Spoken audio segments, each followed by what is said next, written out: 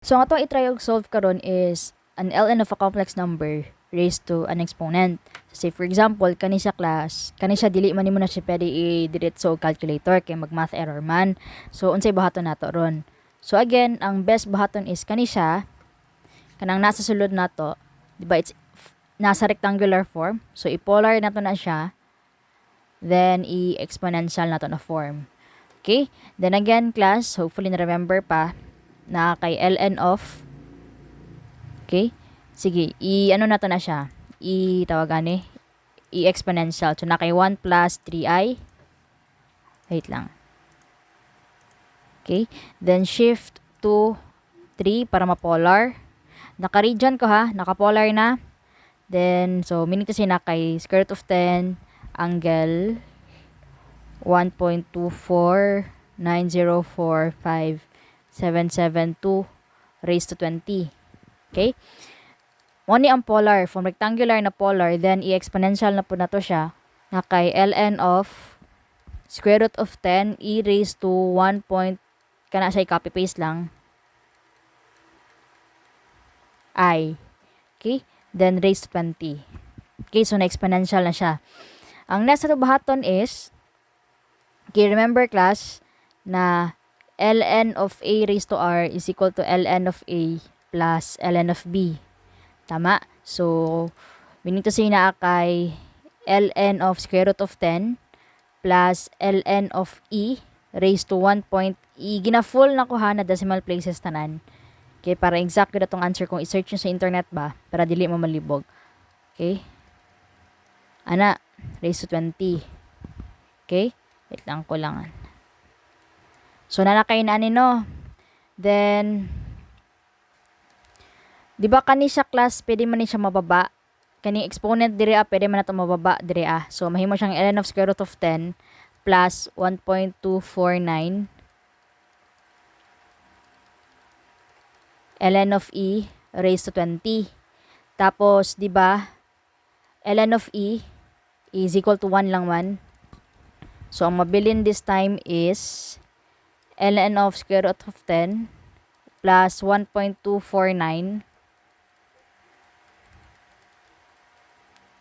I raised to 20. Mo na rin nabilin.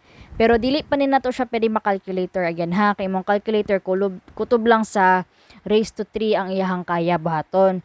So, meaning to say, apply na to itong formula na r angle theta raised to n is equal to r raised to n angle theta times n. Okay, so hopefully ka-remember pa rin na formula. So, apply na to na siya class. Wait lang ha. Okay, so applying that formula na amoy ln of square root of 10 raised to 20 angle 1.249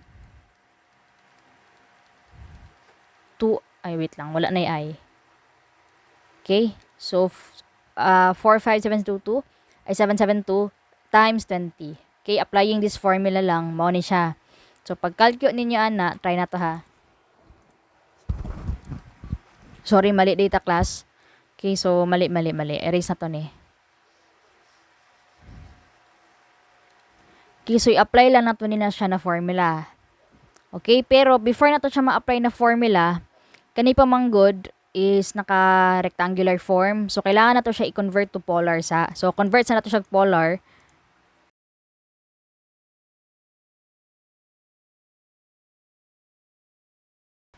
Okay, so, mao na siya ang polar form. Isulat lang na to diri ha. 1.698702407 angle. So, itong angle na to.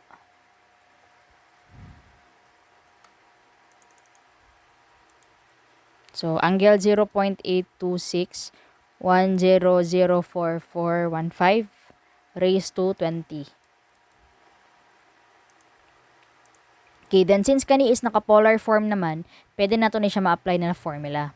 So, naa kay 1.698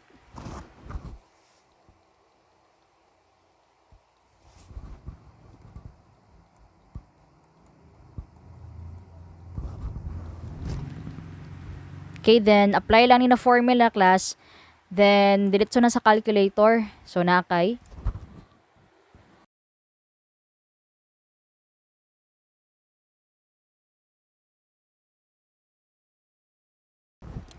Then press equal. So mo ning final answer nato. Okay, so isulat lang akong final answer. Wait lang. So this is your final answer ha, negative 27480.60038 minus 29101.98791i. Okay, so this is your final answer. So siguro, if wala mo nag-complete decimal places, kay lahi tag answer.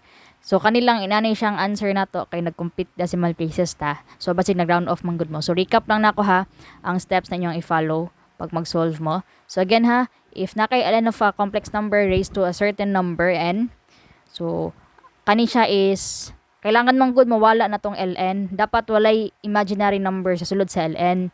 Kay dili na siya kaya sa calculator na to, mag-math error. So kaning rectangular, convert to polar, convert to exponential. So rectangular, nahimong polar, nahimong exponential.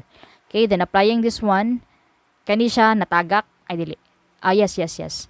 Dili pa di ay. Applying this one, so na kay ln of square root of 10 plus ln of e raised to something. Okay? Then, mo ni siya, mapadulong na diri sa ubos. So, mo ni siyang resulta nato. Okay, then ln of e is equal to 1. So, mo ni nabili nato karon. Okay, so naa kay complex number raised to a very big number na. Okay, na kay complex number raised to a certain power. So, pwede na to siya i-apply na kanina formula. Pero before na to siya ma-apply na formula, dapat kani siyang nasa sulod is naka-polar form. So, gi-convert na to sa polar form, then gi-apply na natong formula, nakuha na tong final answer.